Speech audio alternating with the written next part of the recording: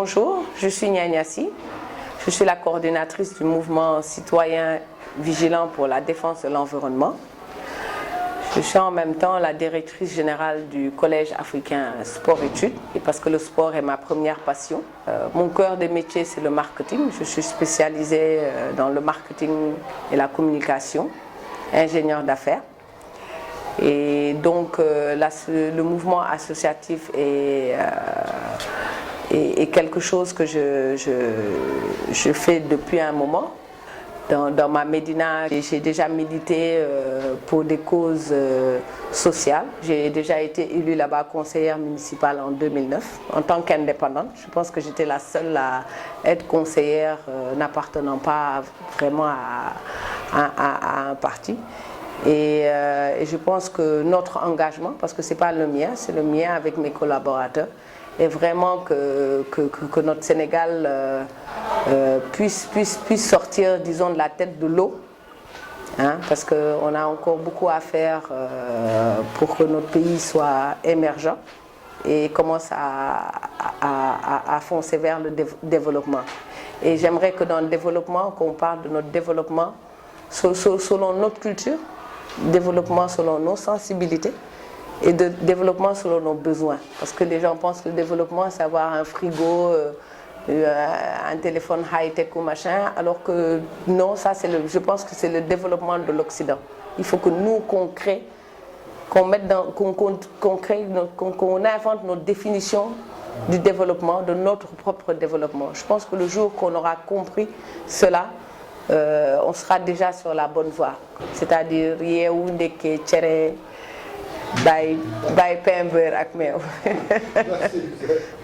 l'association est née d'une prise de conscience, hein, et les membres de l'association, en fait, ce ne sont pas des novices.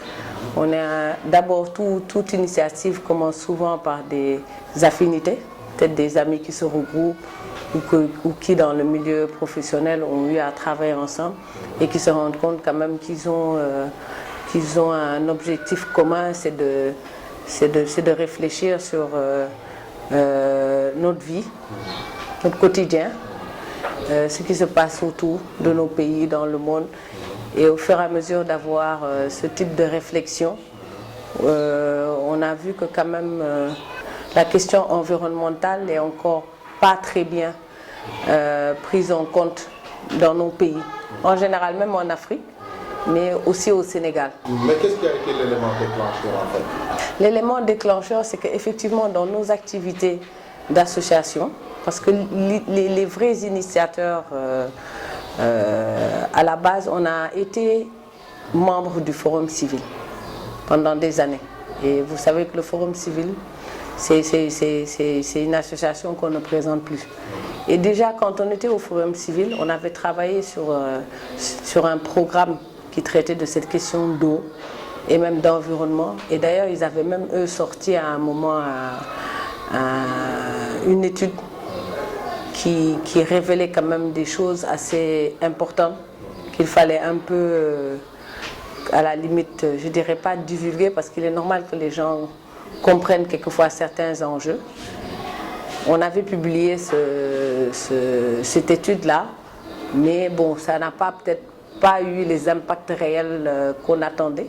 Et au fur et à mesure, on s'est dit, tiens, je pense on devrait créer une association, mais pour nous concentrer, mais que sur ces questions-là. Parce que ça vaut le coup, en fait. Parce qu'on pense que, bon, au Sénégal, il y a quand même d'autres associations, hein, qui militent pour l'écologie, on n'est pas les seuls, hein. Mais quand il s'agit surtout de l'eau, on avait vu quand même que c'était un peu orphelin. Et quand même, c'est l'eau, il y a à peine 2 semaines à la rencontre des Nations Unies, ils l'ont classée 17e priorité pour le développement durable. Alors si c'est ces pays développés qui réfléchissent sur l'eau, l'avenir de l'eau, c'est-à-dire la gestion même des ressources en eau, ça veut dire que nous, on devrait anticiper aussi, parce que si c'est une question réelle et qui va poser problème d'ici des années, dans le futur. C'est-à-dire la ressource même va se raréfier. Qu'est-ce qui va le faire? Est-ce que les changements climatiques auront de gros impacts sur ceci? Même d'ailleurs, quelque chose de nouveau qui va se passer à la conférence de Paris au mois de décembre, là, qui va avoir lieu, la COP21.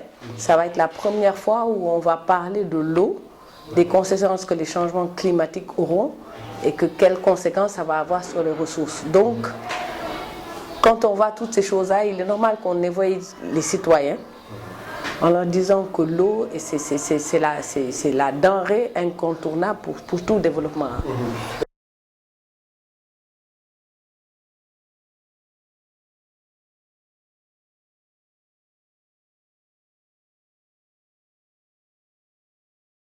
Parce que si on dit à des populations peut-être pas averties, dans 10 ans il n'y aura plus d'eau, c'est comme si on attaquait pour rien. Et si vous me reprenez sur sa phrase, j'ai dit si on ne fait rien, c'est une différence, c'est différent. Si on ne fait rien, dans 10 ans on n'aura pas d'eau. Et c'est effectivement si on ne fait rien, dans 10 ans on n'aura pas d'eau. Pourquoi? Parce que Dakar a déjà un problème d'alimentation qui est connu. Dakar est alimenté par 2 voies. C'est-à-dire qu'on a la fameuse usine de Keur Momar-Sarr qui traite l'eau qui vient du lac du Glière, qui est très loin de Dakar, c'est-à-dire qui se trouve au nord, qui traite l'eau et qui distribue. À côté, on a ce qu'on a des lots des bas-fonds, c'est-à-dire toute cette eau-là distribuée par forage, l'eau qu'on va chercher, qu'on distribue. L'usine de Keur Momar-Sarr ne suffit pas. Pourquoi? Parce que dès que cette usine tombe en panne, ça veut dire que c'est 50% d'alimentation qu'on nous enlève du jour au lendemain. Quand il s'agit des ressources, puiser dans les bois fonds, c'est une nappe. La nappe phréatique, c'est comme c'est une cuvette d'eau. Et donc, qui dit cuvette d'eau, quand on pompe à un certain moment, mais c'est normal que ça baisse, que ça baisse, que ça baisse. Et le danger, c'est qu'avec ce pompage massif, à un certain moment, ça va atteindre un niveau où ça va s'affaisser et là, l'eau salée va remonter. Donc, on peut avoir des risques de salinisation dans la durée. Ce que je dis, c'est vraiment dans du long terme. Et quand je dis si on ne fait rien, c'est-à-dire déjà par anticipation, cette eau-là, il faudrait la rationaliser. C'est-à-dire que cette eau-là doit avoir des priorités. Et quand on parle de distribution d'eau, la priorité, c'est déjà les populations. Après la population, c'est l'agriculture. Et ainsi de suite. Au pire, dans les industries qui ont besoin d'eau pour leur production, oui. Nous, notre cri de cœur, c'est que aujourd'hui, on constate que dans cette eau-là, est-ce que vraiment la priorité est pour les populations?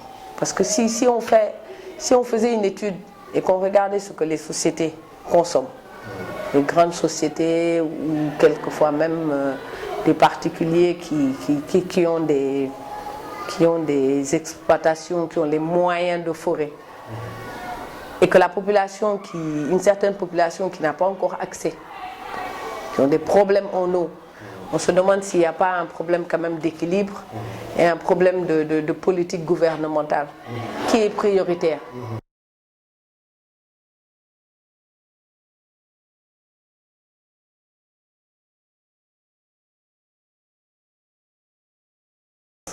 Cette cimenterie rentre dans le cadre dont je viens de vous parler. Il rentre dans le cadre d'industriels qui ont choisi des technologies peu écologistes en fait.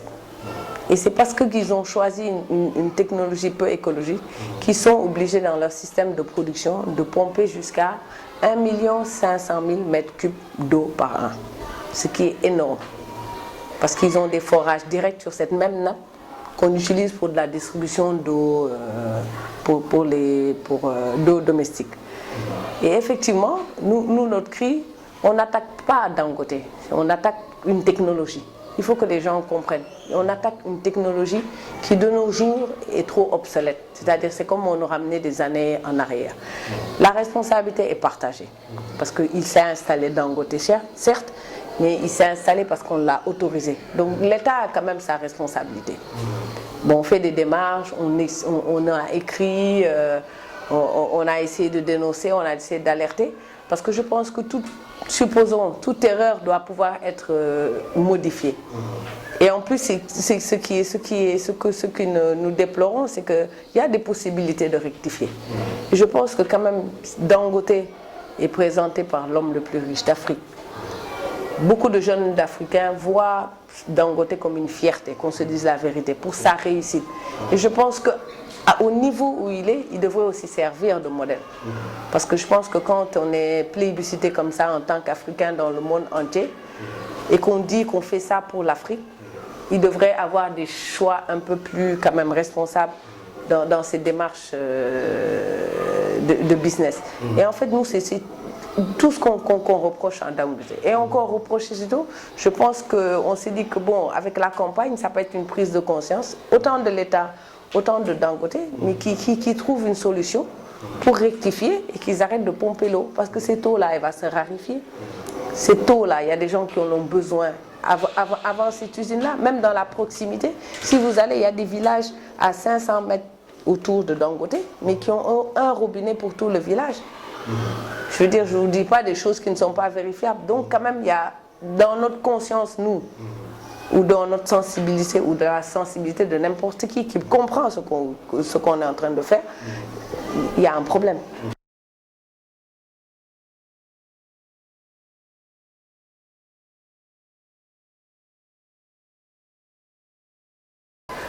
Jusqu'à présent, comme on n'a jamais eu de réponse, on peut dire que non.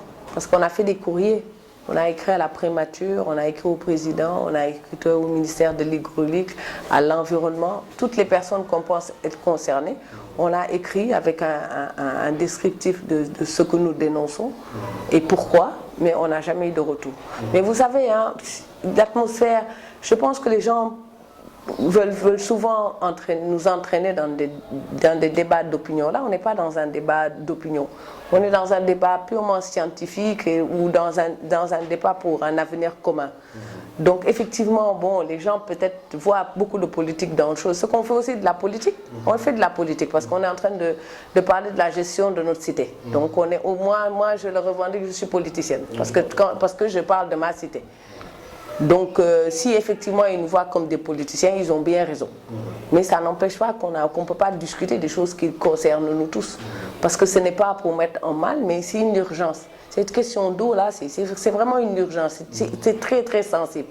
C'est très, très sensible et je pense que tout État devrait se réjouir des actes que nous posons. Aujourd'hui, ils préparent la conférence de Paris, mais on n'est même pas invité aux discussions. On n'est pas seul. Moi, je discute avec d'autres associations. Je travaille avec proximité avec l'association de Anne Baykeeper qui dénonce toutes les installations de centrales à charbon entre Bargny et Mboro.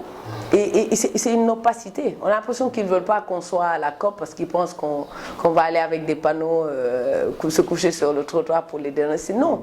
Et au niveau des populations aussi, ils sont réceptifs à votre discours? Oui, les populations sont réceptives à un discours parce que qui ne connaît pas ce problème de l'eau? Je veux dire, l'eau, c'est une sensibilité naturelle. Hein. Je veux dire, un citoyen qui n'a pas d'eau et que vous lui dites qu'il y a des usines à côté qui en consomment ce qui pourrait alimenter tout votre village et riverain, il comprend qu'il y a quelque chose qui n'est pas normal. Et Dangote n'est pas le seul.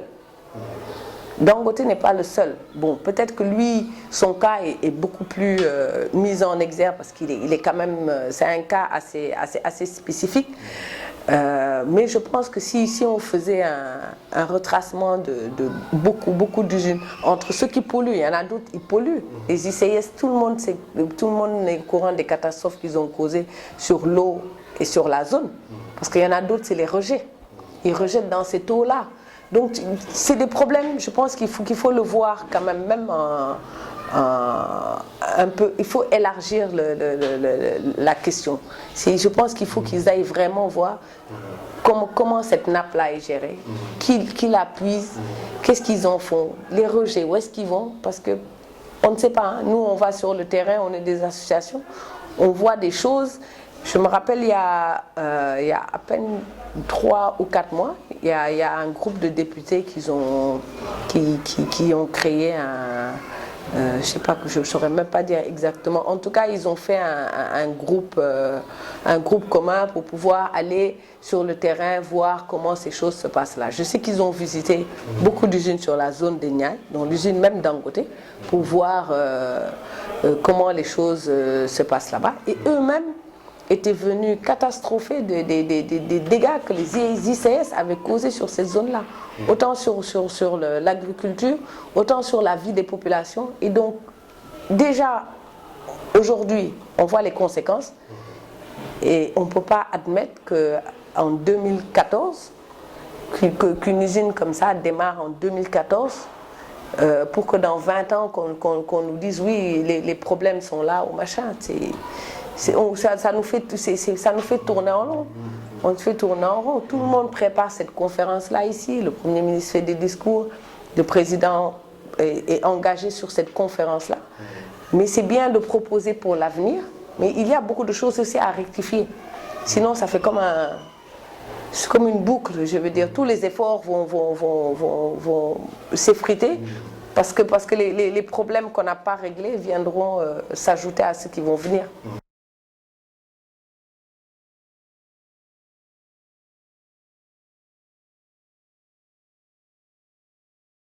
En fait, quand on parle d'invitation, c'est prendre part réellement aux discussions. Parce que ce n'est pas nous mettre dans l'avion, nous prendre des billets. À la limite, en tant qu'association, on peut même s'organiser pour nous déplacer nous-mêmes. Donc, ce n'est pas ça le problème.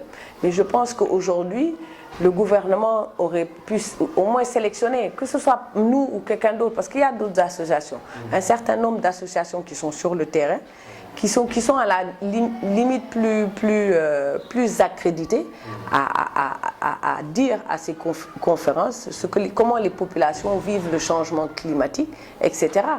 Parce que je pense que ça peut être contribution, parce que je pense que c'est un partenariat gagnant-gagnant pour l'État et les associations, parce que c'est eux qui ont la bonne information, parce que c'est eux qui sont à proximité des populations. Donc c'est eux qui ont des solutions, ou souvent même des idées pour pouvoir pallier à certains problèmes, quand il s'agit d'environnement ou de développement. Mais quand vous les excluez, on a l'impression que c'est...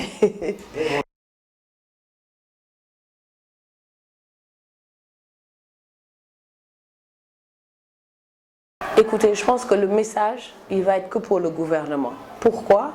Parce que c'est eux qui vont aller négocier pour nous. C'est eux qui vont nous représenter.